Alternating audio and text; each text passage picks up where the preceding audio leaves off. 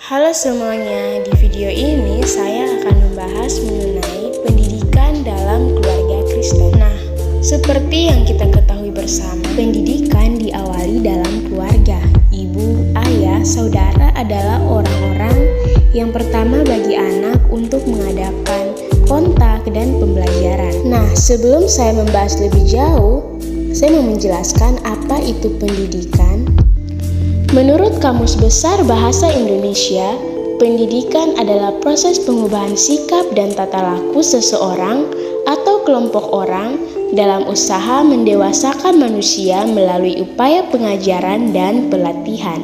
Nah, dari pengertian tadi, pendidikan dalam keluarga sangatlah penting karena dapat memberikan pengetahuan, nilai, dan keterampilan yang penting bagi kehidupan anak, baik saat dia bersosialisasi dan menjalani kehidupannya di masa yang akan datang. Karena topik pembahasan saya mengenai pendidikan keluarga Kristen, maka standar ideal keluarga Kristen itu bisa kita lihat berdasarkan Alkitab. Dalam kitab Perjanjian Lama Ulangan 6 ayat 6-9 bisa dibaca dalam layar ini. Secara singkat kita bisa membuat dot point bahwa 1. Orang tua harus berulang-ulang mengajarkan tanpa bosan. 2. Terus mengingatkan dan menasihati. 3. Orang tua menerapkan kedisiplinan.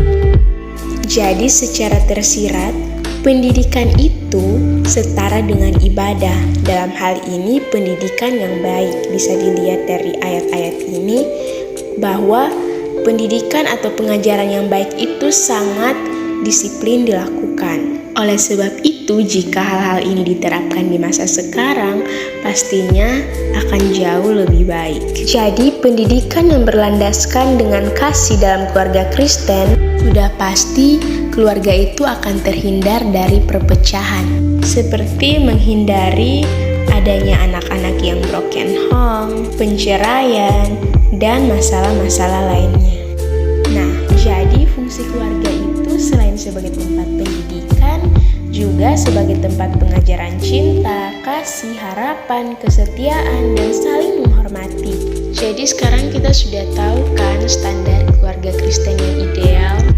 Yang pertama, hubungan suami istri itu harus selayaknya sebagai keluarga Kristen. Itu bisa dibaca pada Efesus 5 ayat 22-26.